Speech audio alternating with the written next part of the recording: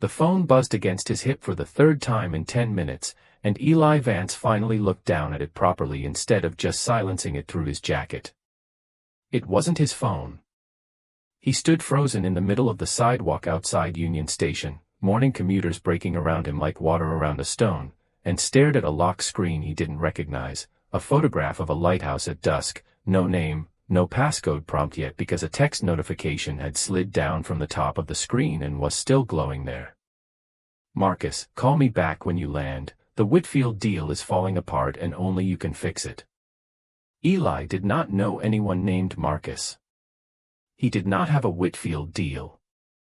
He worked the espresso machine at a cafe 4 blocks from here and owned exactly one blazer, which he was not wearing. He turned the phone over in his hand. Titanium case, heavier than it looked, a hairline scratch across the corner like it had been dropped and forgiven for it. And then, in the side pocket of his own bag, he found the other phone, a phone that was almost identical to his, same case, same year, same everything, except the lock screen photo was of a golden retriever mid-leap into a lake, and the wallpaper he recognized instantly, because it was the exact stock photo his phone had shipped with. Not his phone. Someone else's identical model, minus his rattlesnake crack across the top left corner and the peeling sticker of a coffee cup on the back. He'd swapped phones with a stranger on the 6:40 train. He knew exactly when. He'd been showing Priya a photo from his cousin's wedding, phone out on his knee, and the man beside him, the one who'd gotten off 2 stops early at Belhaven, must have set his phone down on the shared armrest tray at the same moment. They must have both reached for a phone shaped exactly like their own and picked up the wrong one. Eli didn't know it yet, standing there with his heart doing something complicated in his chest, but the man who owned that phone, the one still buzzing with something called the Whitfield deal, was Julian Cross.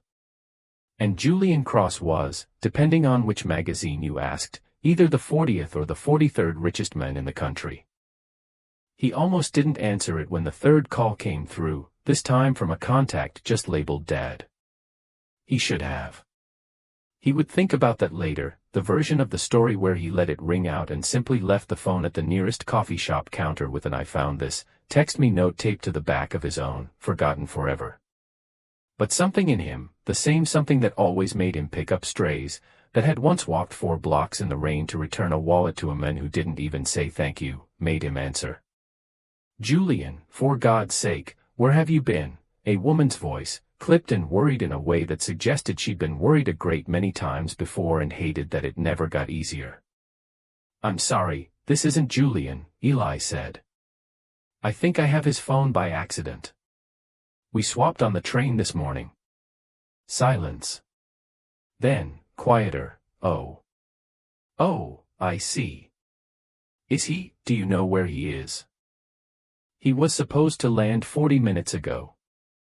"I don't know him," Eli said again, gently, feeling strangely responsible for the woman's rising panic. "I'm sorry. But if you give me a way to reach him, I can try to get his phone back today." There was a pause, and when the woman spoke again her voice had changed register entirely, gone from anxious to something almost amused. "You're being very calm about holding Julian Cross's phone." Eli blinked. "I don't know who that is." "You will," she said, and there was real warmth in it now, like she found this funny in a way she couldn't explain. "Give me your number. I'll have him call you the second he lands." Julian Cross landed at 8:52 that morning after a red-eye from a summit in Geneva that had gone badly in 3 separate rooms, and by the time he reached the gate his assistant Rosalind had already relayed the entire situation with the particular flatness she used when she found something genuinely funny and did not want to give him the satisfaction of knowing it.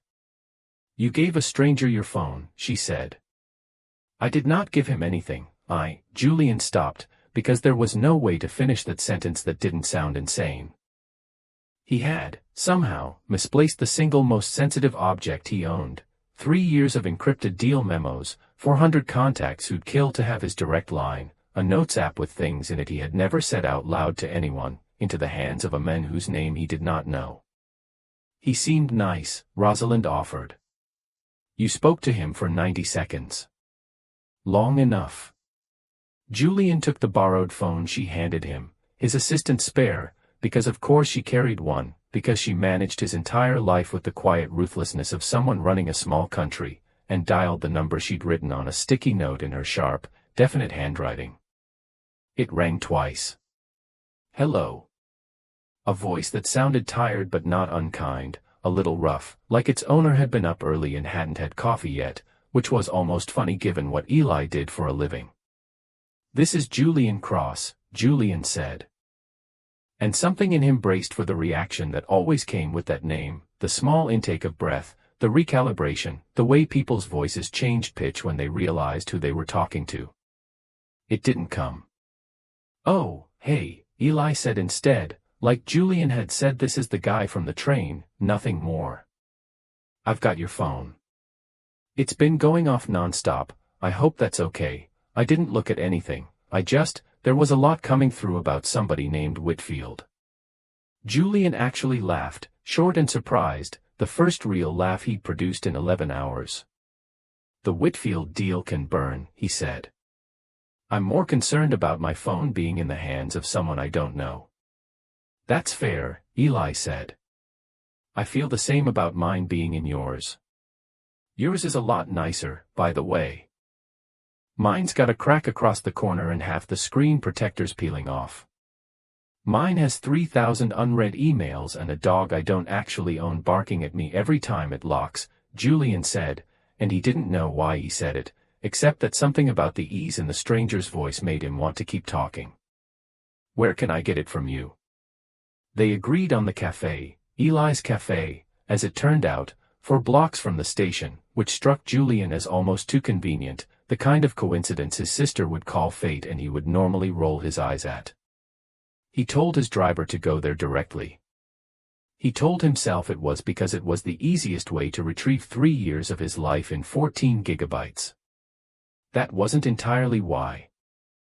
The cafe was small and smelled like burnt sugar and good coffee, tucked between a shuttered bookstore and a dry cleaner, and Julian almost walked past it twice before he found the door, because it did not look like the kind of place that should have anything to do with his life. He stepped inside in a suit that cost more than most of the furniture in the room and felt, for the first time in longer than he could remember, distinctly out of place, not because anyone stared, though a few people did, but because everything about the space was warm in a way his own life rarely was. Eli was behind the counter, sleeves pushed up, steam rising off the wand of the espresso machine, and it took him a second to place the man walking toward him as the voice from the phone, because in his head Julian Cross had sounded like someone older, someone harder. Instead there was a man maybe 34, 35, dark hair pushed back like he'd run his hand through it too many times that morning, tired around the eyes but with a face that softened the second their eyes met, like recognition, though they'd never met. "You're taller than your voice," Eli said, which was a strange thing to say to a stranger, and he felt his ears go warm the moment it left his mouth. Julian's mouth curved, almost against his will. "You're calmer than I expected, for someone who's had my entire life buzzing in his pocket for 2 hours. "It's just a phone," Eli said, sliding it across the counter toward him. "I mean, it's clearly not just a phone. But it didn't feel like mine to be scared of." Julian picked it up, and their fingers brushed at the edge of the case, the kind of accidental touch that lasts a half-second too long before either of them registers it's happening, and neither pulled back first. Eli looked up. Julian looked up. Neither of them said anything about it. "I have yours," Julian said finally, retrieving it from his coat pocket, and there, the crack across the corner, the peeling sticker, the small proof that this ordinary object belonged to an ordinary life. He held it out. Eli took it, and for a moment they were both just standing there, phones exchanged, transaction technically complete, and neither one made a move to leave. "Do you want a coffee?" Eli asked. "On the house." "For the trouble." "There wasn't any trouble," Julian said.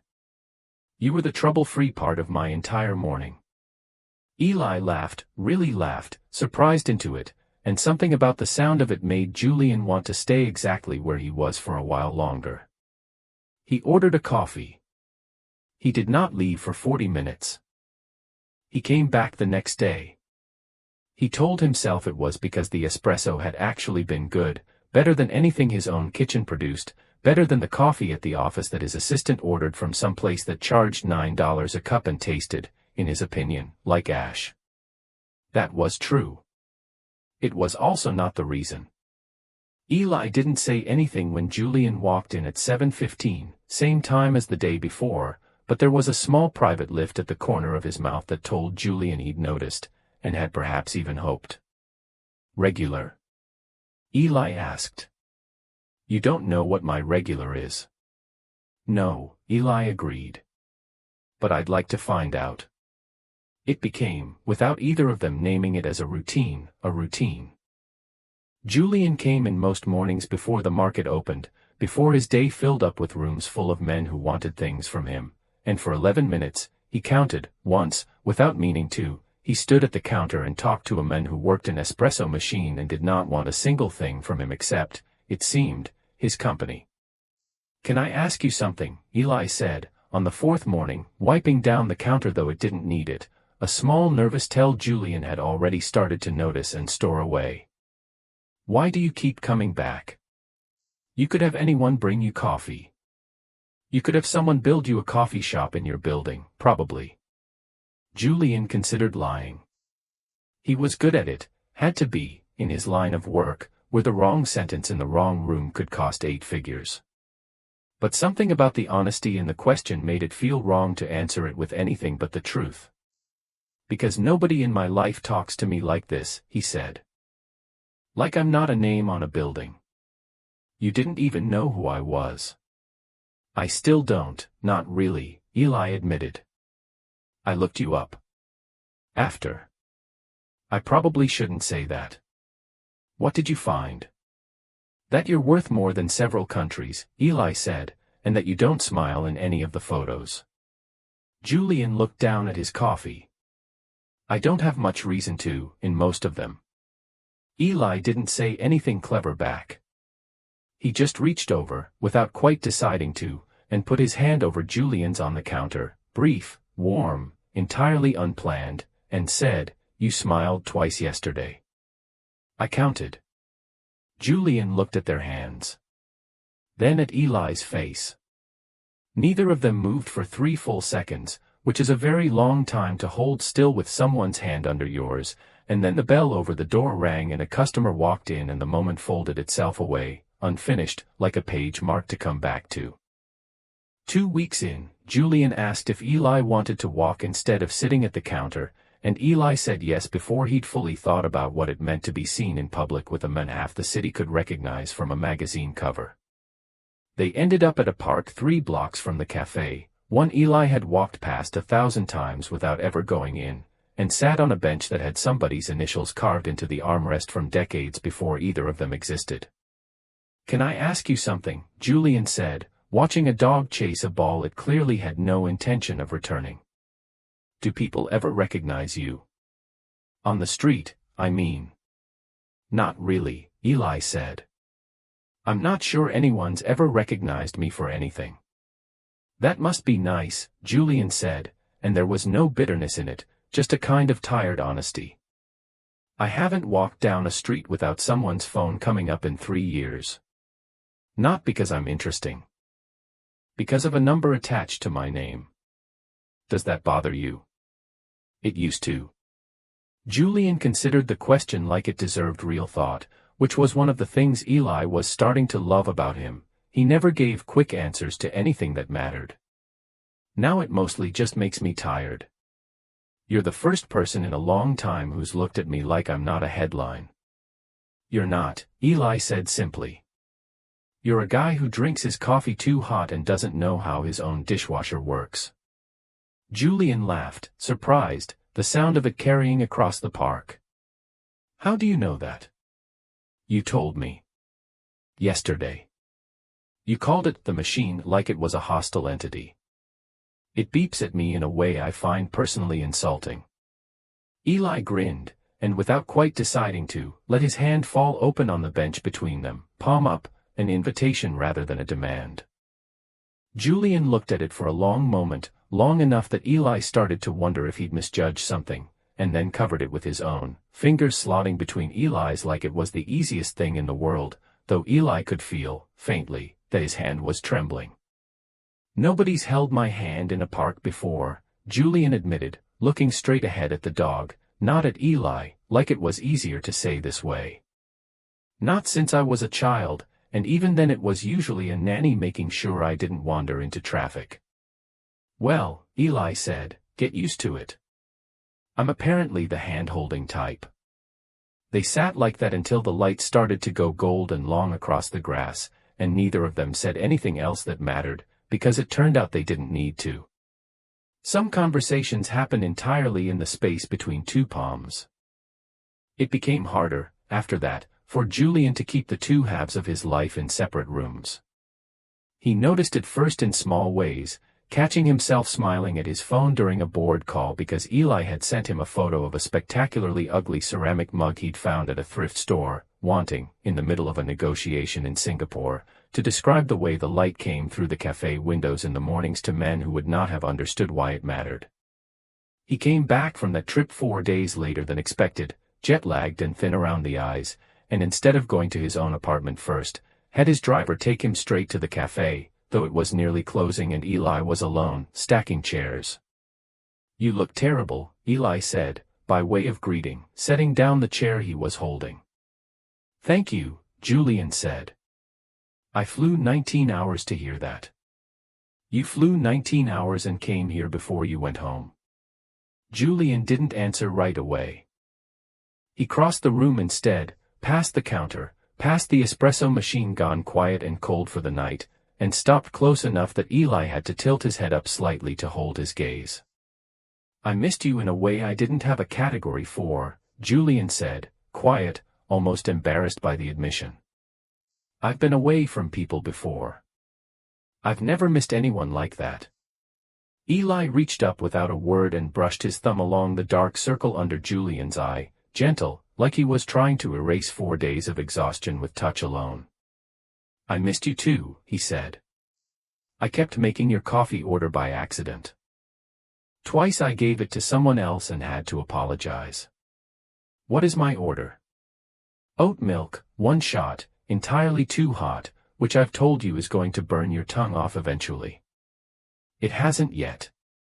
"Give it time," Eli said, and Julian laughed, that low, surprised laugh that Eli had come to think of as a small private victory each time he earned it, and then, without either of them quite orchestrating it, Julian's forehead dropped to rest against his, both of them standing there in the dim closed cafe, breathing the same tired air. "I want to tell you something," Julian said, "and I need you to let me get all the way through it before you say anything, because if you interrupt me I will lose my nerve." Eli went still. "Okay. I've spent my whole adult life building a version of myself that could survive in the rooms I have to sit in," Julian said. "Careful. Contained. Nothing anyone could use against me. I told myself that was strength.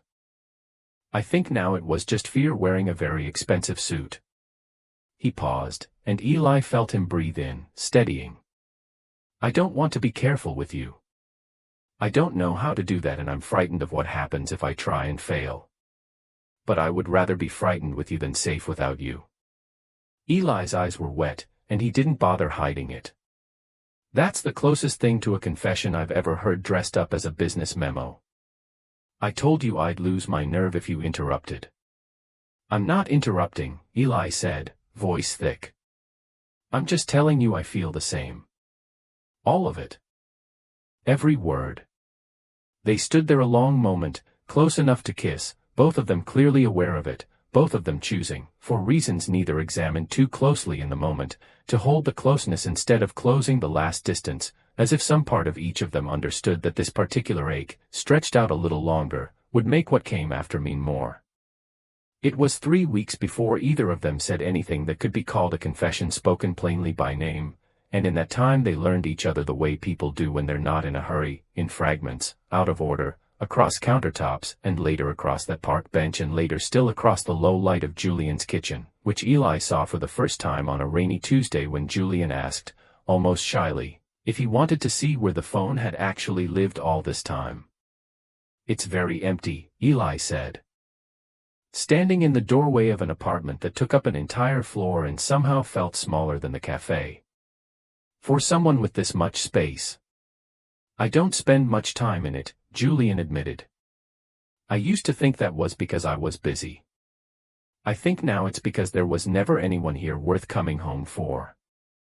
He said it plainly, without asking for sympathy, and Eli felt something in his chest tighten in a way that had nothing to do with pity and everything to do with recognition, because Eli knew that particular flavor of loneliness too, the kind that comes from being surrounded and still feeling unseen. His own wound was quieter, less gilded, a father who'd never quite managed to say he was proud, a string of relationships that had ended because Eli, by his own admission, had gotten very good at loving people who couldn't quite love him back the same way. I know what that's like, Eli said. Not the money part. The rest of it. Julian looked at him for a long moment, something unguarded moving behind his eyes. Tell me, he said. Not the short version. All of it. So Eli did, sitting on the floor of a kitchen too large for one person, their backs against the cabinets, a bottle of wine between them that neither of them drank much of, because they were too busy talking. He told Julian about his father, about the years spent trying to be someone worth noticing, about how he'd stopped trying eventually and found, to his own surprise, that walking away from that hunger had made him lighter. Julian listened the way almost no one listened to him, like there was nowhere else he needed to be, like Eli's ordinary life was the most interesting thing he'd encountered in years. Can I tell you something I've never told anyone? Julian asked, much later, when the rain had gotten heavier against the windows and neither of them had turned on more than one light. Eli nodded. There's a note in my phone, Julian said. In the Notes app. You probably saw it, if you looked, though I don't think you did, you're not the type. It just says a date. 6 years ago. It's the day my father told me he was disappointed I hadn't married by 30, and it's the day I decided I would never tell him the real reason why. I've kept that date in my phone for 6 years like a wound I refused to let close. You could tell me the real reason, Eli said quietly. If you wanted to. Julian's jaw worked. He looked at Eli, really looked, the kind of look that lingers a half-second past comfortable, that neither man broke first, and said, I think you already know. Eli didn't say anything. He reached over instead and set his hand against Julian's jaw, thumb brushing the small scar near his temple that Eli had noticed the very first day and never asked about. How'd you get this? Bicycle accident. I was 9. My father said crying about it was undignified. Julian huffed something that wasn't quite a laugh. I haven't let anyone touch it since my mother died. I'm not going anywhere, Eli said, and it wasn't a grand declaration, just a fact, offered plainly, the way you'd hand someone something you knew they needed. They didn't kiss that night. They came close, Julian's forehead dropping to rest against Eli's, both of them breathing in the same small space of air, the rain loud against the glass, and then Julian's phone rang, the real ring, the one reserved for actual emergencies, and it was Rosalind, and there was a fire in one of the overseas offices, not literal but close enough in consequence, and Julian had to go, apologizing with his whole face even as he pulled his coat back on. Tomorrow, he said, at the door, like a promise. Tomorrow, Eli agreed, and let him go, though something in him ached at the leaving. There was, in those weeks, a night that nearly undid all of it, not because either of them did anything wrong, but because fear is patient and finds its way in through the smallest cracks.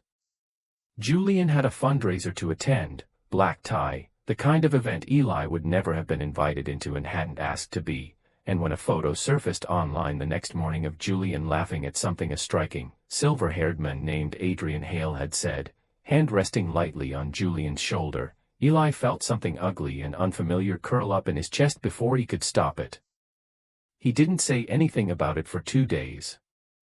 He told himself it was nothing, told himself he trusted Julian completely, and both of those things were true and did nothing to loosen the knot in his stomach every time he thought about a stranger's hand on Julian's shoulder in a room Eli would never belong in. Julian noticed anyway. He always noticed, which was, Eli was learning, one of the most unsettling and comforting things about loving him. "You've been quiet," Julian said, over dinner at Eli's apartment, small, cluttered, nothing like Julian's, and Julian had said, the first time he saw it, that it felt more like a home than his own place ever had. "I saw a photo," Eli admitted, because he'd promised himself he wouldn't be someone who let things fester unspoken, not after watching what silence had cost his own parents' marriage. "You and a man named Adrian. At the fundraiser." Julian's face didn't shudder the way Eli half feared it would. Instead, something almost like relief passed over it, relief that Eli had said it instead of letting it rot quietly. "Adrian is engaged to a colleague of mine," Julian said gently. "He was telling me a story about his fiancée's terrible taste in ties." "That's all that photo is." "I know it's probably nothing," Eli said, embarrassed now, hearing how small it sounded out loud. I've never had to see the person I love in rooms like that. I don't know how to not feel like I'm going to lose my footing." Julian reached across the table and took his hand, thumb tracing slow circles over his knuckles. "You said you love me," he said quietly, like that was the part that mattered most, the rest a footnote beside it. Eli's breath caught. He hadn't meant to say it first, hadn't planned it at all, but there it was, already out in the world and true. "I do," he said. "I have for a while, I think. I just didn't know how to say it without it sounding too big for a countertop conversation." "I love you too," Julian said, simply, like it cost him nothing to say, though Eli knew, from everything Julian had told him about the men he used to be, that it had cost him a great deal to arrive at being able to say it at all. "And you will never lose your footing with me. I promise you that. Those rooms are not my life. This is." He gestured at the small kitchen, the mismatched plates, the two of them. "This is the only room I actually want to be in." The jealousy dissolved as quickly as it had come, replaced by something steadier, not the absence of fear, but the decision to trust each other through it. Eli leaned across the table and kissed him, soft and slow, tasting like the wine they hadn't finished, and Julian's hand came up to cradle the back of his head like he wanted to hold the moment still a little longer than moments usually last. The trouble, when it came from the outside, the way trouble does for men like Julian, not from anything between the two of them, which had grown steady and unafraid in a way that surprised them both, but from the machinery of Julian's life, which had never made room for softness and did not intend to start now. It was Rosalind who told Eli, gently, over a coffee she'd started ordering herself once she realized how much this mattered to her boss. "The board is going to find out," she said. "They already suspect." Julian Cross doesn't take 40-minute coffee breaks. He doesn't smile at nothing. People notice. "Is that a problem?" Eli asked, though he already knew, in the way you know weather is coming before the sky changes. "His father sits on that board," Rosalind said. "And his father has opinions about who Julian is supposed to become. He spent 38 years building a version of his son he can be proud of in the rooms that matter to him. I don't think he'll take kindly to finding out that version was never quite true." Eli didn't tell Julian about the conversation. He should have. He would think about that later too, the version of the story where he said something instead of carrying it alone, hoping it would resolve itself before it had to matter. Instead, he watched Julian grow quieter over the following week, watched him check his phone more, watched the easy warmth between them get shattered by something neither of them named, until the night Julian showed up at the cafe after close, rain-soaked, looking like a man who'd been carrying something heavy for miles. "My father knows," Julian said, without preamble. "Someone saw us at the restaurant 2 weeks ago. He called me into his office today and asked me, in front of 2 board members, if it was true that I'd been seen with a man." Eli's stomach dropped. "What did you say?" "I said yes." Julian's voice cracked slightly on the word, though his face stayed composed, the composure of a man who'd spent his whole life not falling apart in front of people who'd use it against him. "I told them it was true, and that I wasn't going to apologize for it, and that if the company needed a different kind of son to lead it, they should say so now. Julian. He hasn't spoken to me since, Julian said. 3 hours. That's the longest 3 hours of my life, and I've sat through hostile takeovers. Eli came around the counter without a word and pulled him in, and Julian let himself be held in a way Eli suspected he almost never let himself be held, his face pressed to Eli's shoulder, both of them soaked from the rain that had followed Julian in through the door. "I'm sorry," Eli murmured into his hair. "I'm so sorry, I should have told you. Rosalind warned me." "You should have," Julian agreed, pulling back just enough to look at him, "but I understand why you didn't. And it doesn't matter now. What matters is I said it out loud. For the first time in my life, I said it out loud, and it didn't kill me." "How do you feel?" "Terrified," Julian admitted, and there was something almost like wonder in it. "And lighter than I've felt in 6 years." He looked at Eli then, really looked, the rain still dripping from his hair onto his collar, and this time when the space between them closed, neither of them stopped it. Julian's hand came up to Eli's jaw the same way Eli's had come to his weeks before, and he said, quiet and rough, "I have wanted to do this since the day you handed my phone back across that counter and didn't flinch when you saw my name." "Then do it," Eli said. And Julian did, leaned in slowly enough that Eli could have stopped it, could have turned away, and didn't, closing the last inch of distance himself, and the kiss when it came was soft and searching and tasted like rain and relief, the kind of first kiss that feels less like a beginning than like something that had already been true for weeks, finally given permission to exist out loud. Eli's hand fisted gently in the front of Julian's soaked shirt. Julian's other hand slid to the small of his back, careful, like he was afraid Eli might be something that could be startled away, and when they finally broke apart neither of them moved back more than an inch, foreheads together, both of them breathing like they'd run somewhere. "Okay," Eli whispered. "More than okay," Julian said, and kissed him again, softer this time, unhurried, the two of them standing in the middle of a closed cafe at midnight like the whole rest of the world had agreed to wait outside. His father did not come around easily. Some wounds, Julian had learned young, take longer to close than others, and there were hard weeks that followed. A stiff family dinner where his father spoke to Eli with a courtesy so careful it was almost worse than hostility, a board meeting where 2 members resigned in protest and 2 others quietly told Julian, afterward, that they didn't care who he loved as long as the quarterly numbers held. Julian weathered all of it with Eli's hand, more often than not, somewhere within reach, under the table at dinners, laced through his on late walks home, resting against the small of his back in the elevator up to an apartment that had, gradually, stopped feeling so empty. There was one night, harder than the rest, when Julian came home from a meeting with his father that had ended in raised voices for the first time in either of their memories, his father accusing him of throwing away everything he'd built for a man who worked behind a counter. Julian answering, for once, without flinching, that everything he'd built had never once made him feel the way one ordinary morning with Eli did. He arrived at Eli's door still shaking with the aftermath of it, and Eli didn't ask him to explain before pulling him inside and simply holding him, the two of them sitting on the floor of the hallway because neither could summon the energy to make it to the couch. "I keep waiting to regret saying it out loud," Julian admitted into the quiet, voice hoarse. "The version of me that existed before you would have found a way to make this smaller, easier to live with. Quieter. Do you regret it?" Eli asked, though he already knew the answer, wanting only to hear Julian find his own way to it. "No," Julian said, and something in his shoulders loosened as he said it, like the word itself was doing some of the healing. "I regret every year I spent being smaller than I was. Not this. Never this."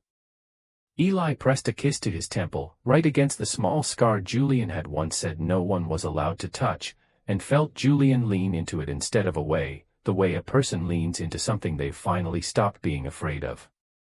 It was 6 months later, at a dinner Julian's father had reluctantly agreed to attend, that the old man finally looked at Eli, really looked, the way you look at someone you've decided to stop refusing to see, and said, gruffly, "You make him laugh more than I've heard him laugh since he was a boy."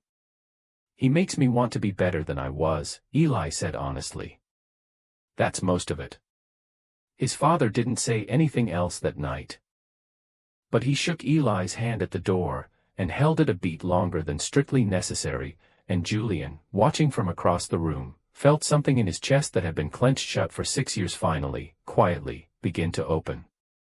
Later that same evening, once the last guests had gone and the two of them stood alone on the front steps buttoning their coats against the cold, Julian's father appeared in the doorway one more time, hesitating like a man and used to the particular vulnerability of an apology. I was wrong, he said, simply, not looking at either of them directly, to think there was only one shape a good life was allowed to take. He didn't wait for a response. He went back inside before either of them could answer, and Julian stood very still on the steps for a long moment, eyes bright, and Eli didn't say anything, just slid his hand into Julian's and let the silence hold what words couldn't quite manage yet.